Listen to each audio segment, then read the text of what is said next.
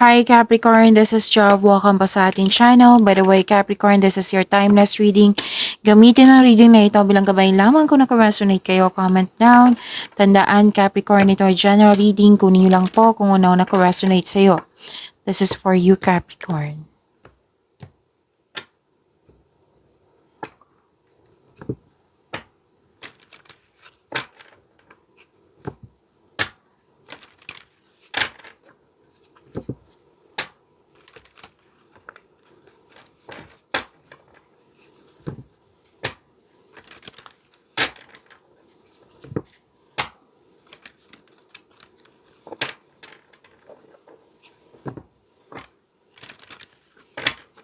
Para pa ito sa'yo, Capricorn.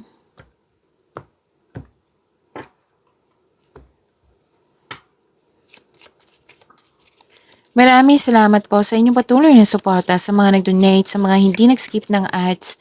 Maraming salamat po. Sa mga hindi pa nag-subscribe, subscribe na po kayo at click bell notification para malaman nyo na may bago tayong video. Para sa mga gusto magpa-reading po, comment po kayo ng personal reading.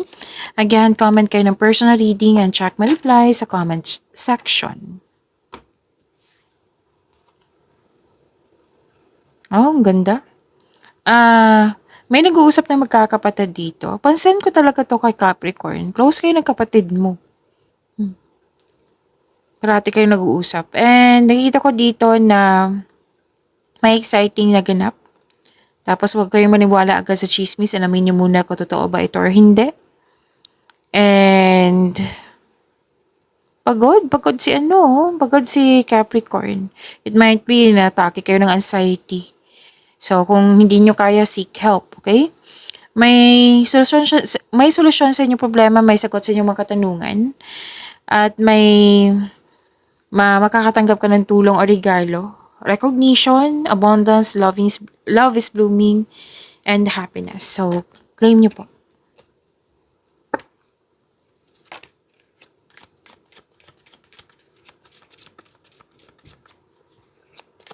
Energy ni Capricorn.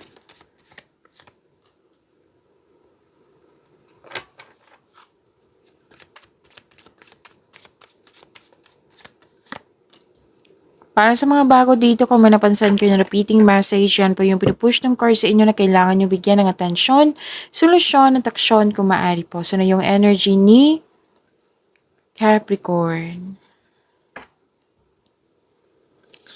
May expansion and growth dito. Makikita mo na ang mga bunga na iyong pagsisikap, ngunit maging mapagmasid. Kung may plano ka na, this is the time na gawin mo na ngayon. So, gumagawa kayo ng aksyon sa matagal mo ng plano for your growth. May posibilidad din na maglakbay kayo ngayon kung kailan nyo ito napanood. Or ituloy mo na yung matagal mo ng plano para mag-abroad or umuwi galing abroad. O uuwi ka ng Pilipinas, pwede, or maglipat kayo ng country.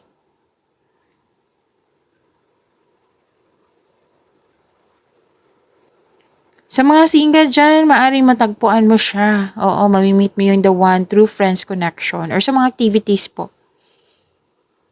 And bakasyon, nakikita ko yung bakasyon dito. May gathering dito, oh. May togetherness. Opo, may togetherness ako nakikita dito.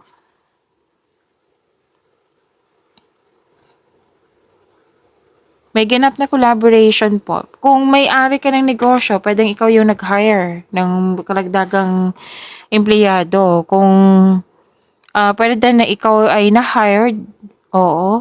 Kasi kailangan na, as dagdag empleyado, yan.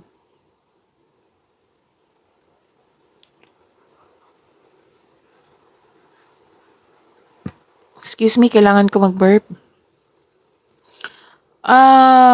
Malalim yung iniisip mo eh. Parang pumipili ka dito. Na kailangan may piliin yan. Na may alok sa'yo na kailangan mong pag-isipan or kailangan may piliin. Natagalan ka sa pagpili kasi guarded ka. It might be may nangyari sa nakaraan tapos ayaw mo nang maulit-ulit yun. Pero don't hesitate too long, sabi ng yung card. Pero then, your emotional energy is stagnant today, pagod, nagmuni-muni, malalim ang iniisip. May ano ko dito, may nakita kong walang closure na isip-isip mo ngayon, na feeling stuck ka sa isang situation na walang nangyaring closure. So, ang sabi ng card dito, forgiveness. Forgiveness po ang solusyon. Forgiveness sa sarili, sa kanya ba, or sa inyong sitwasyon, sa mga nangyari po.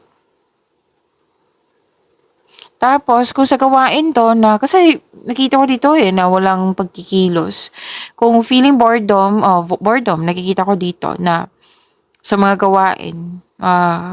Sabi na yung card, isipin niyo po yung inspiration mo sa buhay para ma-motivate po kayo. Basta po, sabi na yung card dito kasi 'di ba feeling stuck. Kailangan mong maging willing mag-move on from the past para bumukas yung new doors for you.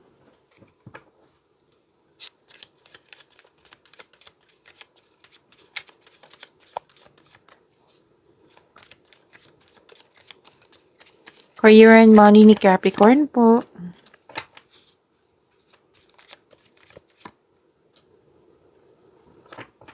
May new beginning po. May mahalagang, what I meant is new beginning po ito. New beginning, may mahalagang desisyon, at yun po, anong tawag ito? Nakatanggap kayo ng mga new ideas, clarity, new beginning, nagkaroon ng determination, nagkaroon ng bagong insights and clarity kung paano pa i-improve yung mga ginagawa mo dyan, kaperahan ba, proyekto ba ito. And this is a go signal also na magsimula ka na sa yung matagal mo ng plano. Like yung pag-level up sa inyong trabaho, magsimula ng negosyo, magsimula sa project, at makinig kayo sa inyong intuition kasi ito yung magagabay sa iyo patungo sa susunod na hakbang ng pagkilos. Napansin mo rin na may improvement sa inyong communication skills. Napansin din ng iba.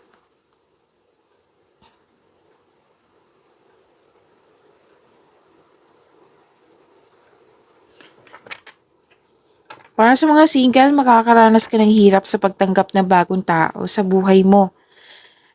Yun nga, nang dahil sa past. Gusto mong pumasok sa bagong relasyon, pero guarded ka nga. So, sabi ng card dito, same pa rin. Kasi different card siya ha. Different card po siya. Same pa rin eh. Try to fix and forgive yourself first. Tapos, okay, sa career and money tayo, di ba?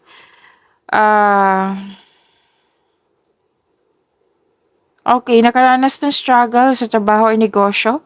So this is only temporary, huwag kang sumuko. Oras na para gawin ang huling hakbang tungo sa pagtatapos ng isang mga ginagawa niyo po. Pagtatapos po ito. Kumbaga, nakaramdam ka ng pagod pero huwag kang sumuko. Tapusin mo yung mga gawain mo. Sa career and money pa tayo ha. So may concern ka talaga dito sa mataas ang ego.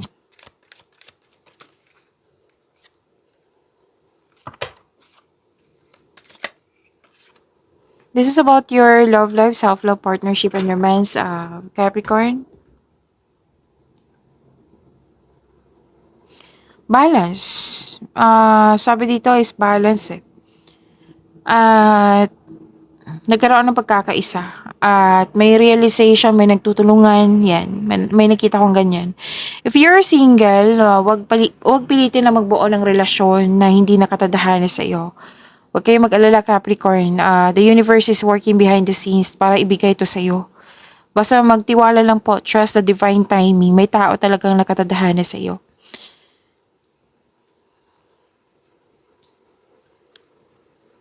Sa mga relasyon sa buhay mag-asawa, may emotional intense na mangyayari. Ang taas ng trust level nyo sa isa't isa. This may lead to the next level sa inyong relasyon. And the couple is divinely guided po.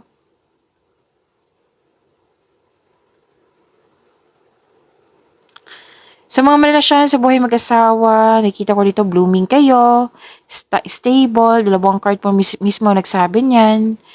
Sa mga single po, naging practical ka sa buhay romansa. Interesado ka lang sa mga stable na, trustworthy. So, si Capricorn, sa mga single dyan, date to marry na kayo. Tapos maging bukas po daw kayo sa mga advice ng nakakatanda sa iyo na may well experience sa buhay. Yan, kasi makatulong sila sa iyo. And granted yung manifestation nyo. Pag-imanin nyo po yung blessings sa binigay sa inyo. Capricorn, see you tomorrow. Maraming salamat.